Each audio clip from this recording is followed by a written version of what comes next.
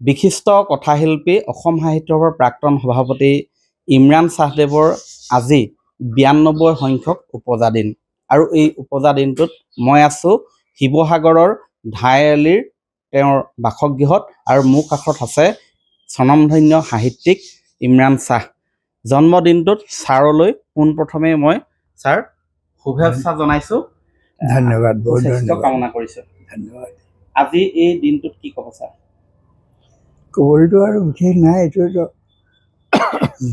প্ৰকৃততে আন দিনৰ দৰে এটা দিন, মাত্ৰ এই দিনটোত জন্মগ্ৰহণ কৰিছিলোঁ, গতিকে ভালেই লাগিছে আৰু যথেষ্ট দিন থকা হ'ল পৃথিৱীখনত।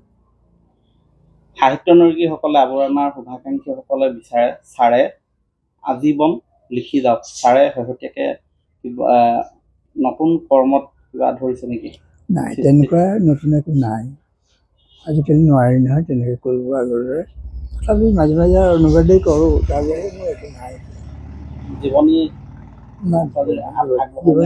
জীৱনী নেলেখোঁ মই। নিলিখে? আৰু কিবা পৰিকল্পনা আছে নেকি? নাই, পৰিকল্পনা নাই আৰু এতিয়া পৰিকল্পনা নাই। মোৰ থকা যিবিলাক আগৰ প্ৰকাশ সেইবিলাককে গোটাই পিটাই উলিয়াবলৈ যত্ন কৰি আছোঁ কিতাপ। সেইখিনি যদি কৰিব পাৰোঁ সেয়ে বহুত হ'ব। ছাৰৰ পৰা আমি সকলোৱে আশা কৰোঁ, পৰামৰ্শ বিচাৰোঁ।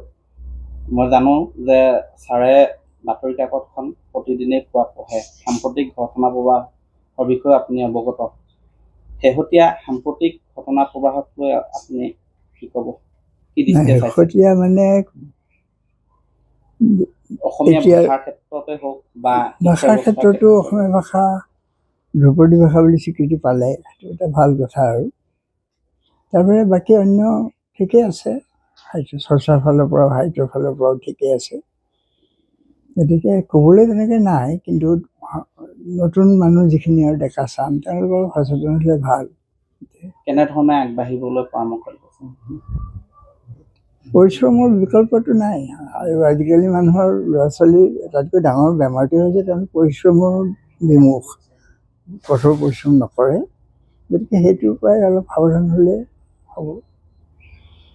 পঢ়া শুনাই হওক বা অন্য কামেই হওক, পৰিশ্ৰমলৈ ভয় কৰি থকা জাতি বুলি অলপতে কোনোবাই দেখিছোঁ যে পৰিশ্ৰমলৈ অসমীয়া জাতিয়ে ভয় কৰে।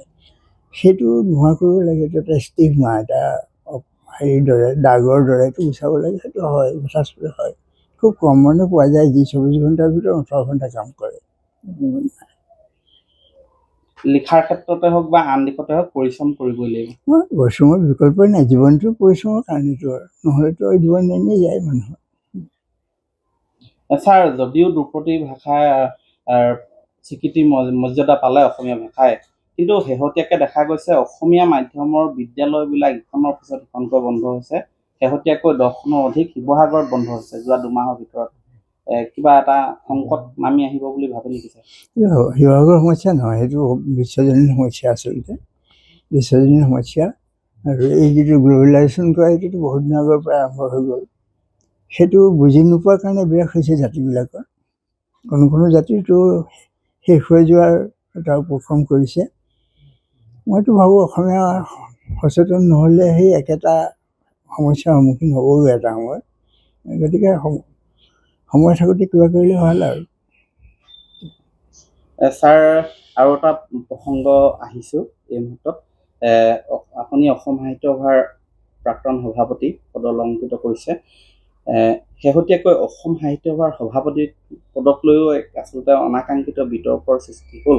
এই সন্দৰ্ভত কি ক'ব ছাৰ? মই 2016 চনত সাহিত্য সভাৰ পৰা ওলাই অহাৰ পিছৰ পৰা সাহিত্য সভা সম্পৰ্কত মোৰ খুব বেছি ধাৰণা নাই, একো নাজানো কি হৈ আছে। আৰু এতিয়া সদ্যহতে যিবিলাক শুনি আছে সেইবিলাক ভাল কথা নহয়। আৰু তাৰ কাৰণে দায়ী কোন, কোনে ভুল কৰিছে ক'ত, সেইটো বিচাৰ কৰিব লাগিব। আৰু সেইটো অসমীয়া জাতি হিচাপে যদি নকৰে তেতিয়াহ'লে সেইটো বিচাৰক নাই তাত আৰু। সেইকাৰণেই জাতিটো সচেতন হ'ব লাগে। আমি এনেই কৰি থাকোঁ অসম সাহিত্য বা অসমীয়া জাতিৰ গৌৰৱৰ থল, কিন্তু সেই বছৰত ইলেকশ্যনৰ সময়ত সাৰ পাই উঠাৰ বাহিৰেতো গোটেই বছৰটো একো নকৰে। গতিকে সেই বিষয়ে ক'বলৈ একো নাই। অনুজসকলৰ প্ৰতি কি আহ্বান জনাব? অনুজসকল সাহিত্য সভা যদি তেওঁলোকে ভাবিছে সাহিত্য সভা বেয়া হৈছে তেওঁলোকে আগবাঢ়ি আহক। তেওঁলোকক মাতি আনিব লাগিব নি কোনোবাই নিজৰ বস্তুটো ৰক্ষা কৰিবলৈ? সেইটোৱে মোৰ প্ৰশ্ন। তেওঁলোকে কেলৈ বাট চাই থাকে? যদিও হৈছে, মই নাজানো হৈছে নাই। ছাৰ, শেষত পুনৰবাৰ শেহতীয়া আপুনি যথেষ্ট গল্প অধ্যয়ন কৰে, পঢ়ে, শেহতীয়াকৈ নতুন লেখকসকলৰ সেইটো ঠিকেই নাই, মই কাৰো নাম ল'ব নোৱাৰিম। নাম ল'ব নোৱাৰিম, অসংখ্য বহুত লেখকে আমাৰ আহিছে আৰু তেওঁলোকৰ সম্ভাৱনা প্ৰচুৰ। মাত্ৰ তেওঁলোকক অলপমান পেট্ৰনাইজ কৰিব লাগে, অলপমান পৃষ্ঠপোষকতা। সেই হ'লেই আমি বাকী যি আশা কৰিছোঁ সেইখিনি পাই যাম। সেয়া আছিলে প্ৰখ্যাত গল্পকাৰ তথা কথাশিল্পী ইমৰান শ্বাহ। মই পুনৰবাৰ ইমৰান শ্বাহ ছাৰলৈ 92 সংখ্যক উপজা দিনৰ ওলগ জনাইছোঁ। তেওঁৰ দীৰ্ঘায়ু কামনা কৰিছোঁ। স্বাস্থ্য ভালে থাকক, তাকেই কামনা কৰিছোঁ। আপুনি বিচৰা বাতৰি পাব কেৱল নিউজ 18 এপত। নিউজ 18 এপ ডাউনলোড কৰিবলৈ স্কেন কৰক এই QR কোড। গুগল প্লে ষ্টৰতো পাব এই নিউজ 18 এপ।